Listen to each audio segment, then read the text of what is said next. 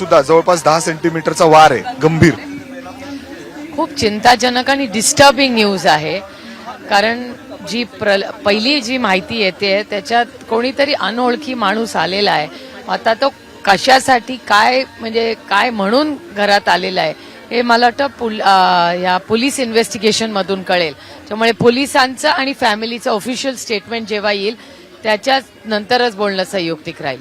पण काही लहान मुलाच्या रूम मध्ये तो घुसला, तिथं असलेली नॅनी तिने ओरडाओरड केला, त्याच्यानंतर तिथं सैफ अली खान आला आणि त्या व्यक्तीने अज्ञात व्यक्तीने थेट हल्ला चढवला सैफ अली खानवर. त्याच्या हातात धारदार शस्त्र होती. हा घरात कसं घुसला? कारण सैफ अली खान काही साधा माणूस नाहीये. तिथं नेमकं ज्या एरियामध्ये ते राहतात सेफ्टी सिक्युरिटी बरीच असते तिथं. नाही, खूपच चिंताजनक आहे ही गोष्ट. ज्या पद्धतीने हा रात्री माणूस घरात घुसला, कुणाच्याही असू दे, म्हणजे हा क्राईम कुणाचे म्हणजे सैफ अली खान असू दे किंवा तुमचं माझं कुणाचंही घर असू दे, हे खूप चिंताजनक आहे आणि याची एक डिटेल इन्क्वायरी झाली पाहिजे. ताई, आपण बघतोय अशा घटना वाढताना दिसत आहेत. बाबा सिद्दीकींवरचा हल्ला झाला, त्याच्यानंतर सलमान खानवर ज्या पद्धतीने फायरिंग, आणि आता सैफ अली खान. अर्थात सलमान खानचं आणि सैफ अली खानचं घर हे जवळजवळ 5 ते 10 मिनिटाच्या अंतरावर त्यांचं घर आहे. अशा पद्धतीने हल्ला होणं, खरं तर हा हल्ला मला नाही वाटत कनेक्टेड असावा, पण तरी जोपर्यंत पूर्णपणे पोलीसचं ऑफिशियल स्टेटमेंट येत नाही तोपर्यंत बोलणं संयुक्तिक राहणार नाही. पण एक मी गोष्ट तुम्हाला सांगते जी वेगळी आहे ह्याच्या सगळ्यापेक्षा, क्राईम कधी वाढतो जेव्हा इकॉनॉमिक सिच्युएशन्स आणि चॅलेंजेस येतात.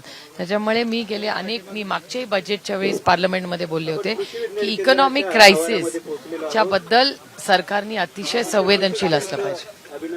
ताई, आपण बाबा सिद्दीकींवर हल्ला बघितला, त्याच्यानंतर सलमान खानला सातत्याने दमदाटी, आणि आता अर्थात बॉलिवूडमध्ये चाललंय तरी काय? म्हणजे सेफ आहेत का? मुंबईमध्ये ज्या ठिकाणी एवढी सिक्युरिटी असते, सेफ्टी असते, लोक सेफ आहेत का? एकतर हे सगळ्या केसेस वेगळ्या आहेत. सलमान खानची केस पूर्णपणे वेगळी आहे.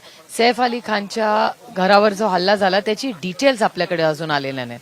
त्याच्यामुळे ते आल्याशिवाय बोलणं योग्य राहणार नाही. ताई, ज्या एरियामध्ये ते राहतात एवढी सिक्युरिटी असते, सेफ्टी असते, म्हणजे अर्थात त्यांना सिक्युरिटी देखील आहे, आणि अशा पद्धतीने हल्ला होणं हे कितपत एकंदरीत काय म्हणजे सिक्युरिटी आहे? पण मला वाटतं पोलीसच्या स्टेटमेंटची वाट बघूया आपण.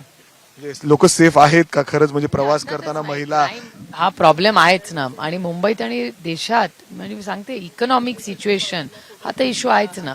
लहान मुलं, कसं चालेल? घरात लहान मुलं देखील होते, त्याच्याच खोलीत हा उडी मारून आला होता. नाही, हा चॅलेंज आहेच ना, प्रॉब्लेम आहेच. क्राईम वाढणं ही काय कुठल्याही समाजासाठी, सोसायटीसाठी चांगली गोष्ट नाही. आपल्या कुटुंबियांशी बोलणं झालं, आता परिस्थिती काय आहे, कशी आहे? नाही, मी प्रयत्न करते, माझं बोलणं झाल्यावर तुम्हाला सांगेन, आणि मी ऑफिशियल स्टेटमेंटची वाट बघते. जर आता आपण बघितलं तर अशा पद्धतीने घटना वाढतायत. ही खूप गंभीर बाब आहे. ज्या एरियामध्ये ते राहतात खरंच तिथं खूप सिक्युरिटी आहे, मात्र अशा असताना देखील ही घटना घडणं ही खूप गंभीर बाब आहे. अर्थात पोलीस याचा पूर्ण तपास करतील नेमकं काय घडलेलं होतं. मात्र सैफ अली खानवर या ठिकाणी गंभीररित्या वार झालेले आहेत. गळ्यामध्ये जवळपास 10 सेंटीमीटरची जखम आहे. 10 ते 12 वार त्याच्या हातावर आहेत. अशा पद्धतीने एकच हल्ला रात्री सैफ अली खान याच्यावर झालाय. कॅमेरामॅन विजय राऊत, मी मिकी घई, एबीपी माझा, बारामती. एबीपी माझा, उघडा डोळे बघा नीट.